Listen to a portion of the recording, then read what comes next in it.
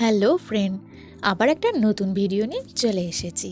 আজকে আমি পৌঁছে গেছি আমাদের বাড়ির কাছে একটা নতুন মন্দির হয়েছে।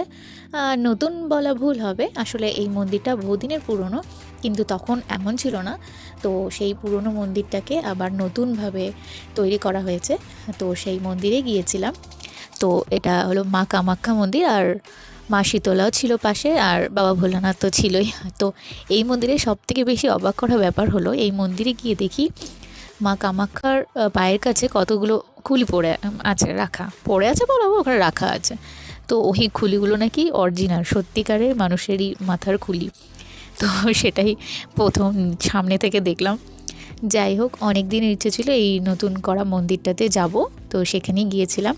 আজকের বিকেলটা মন্দিরে ভালোই কাটলো। তো আমার ভিডিওটা এখানেই শেষ, আর মন্দিরটা খুব সুন্দর হয়েছে। তো আজকের মতো এখানেই শেষ, চলো টাটা, বাই বাই।